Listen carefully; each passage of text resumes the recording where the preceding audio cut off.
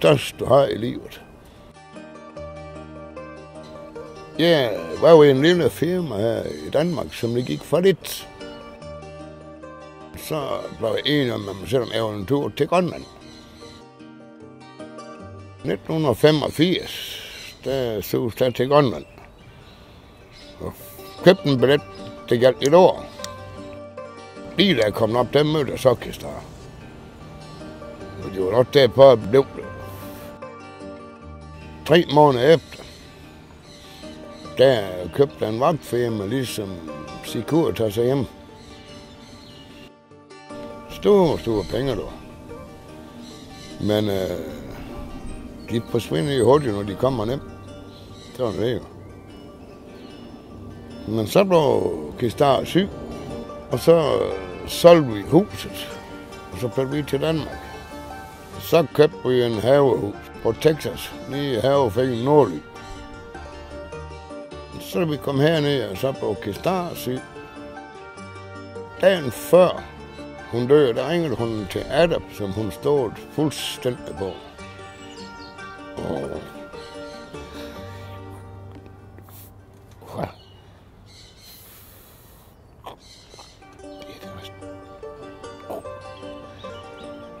Og sagde, hun skulle passe på mig og misterne.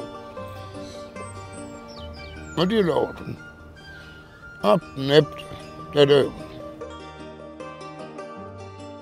Hvis jeg hun været her, så har jeg forsvundet fuldstændig væk fra overfladen.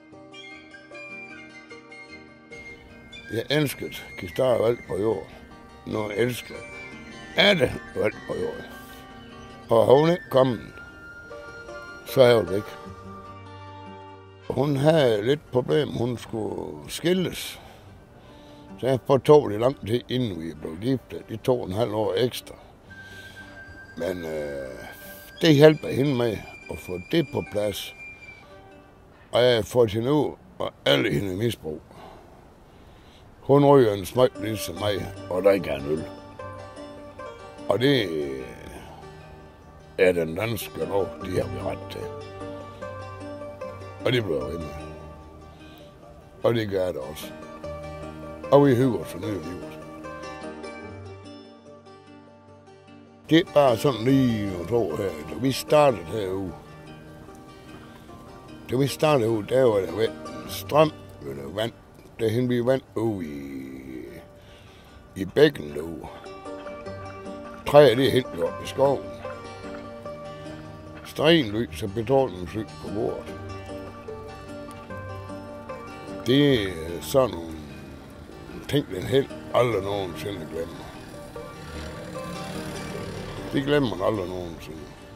Fordi sådan om aftenen, tænder vi lige en par petroleumflammer, så slukker vi den. Det er bare for at bibeholde noget af tingene. Helst så er det ligesom det hele, de blev med ligesom at bo inde i byen. Og det kan jeg bare ikke. Jeg kan ikke bo derinde. Og hvis jeg kommer derind, så dør jeg. Og jeg ved det. Det kan jeg.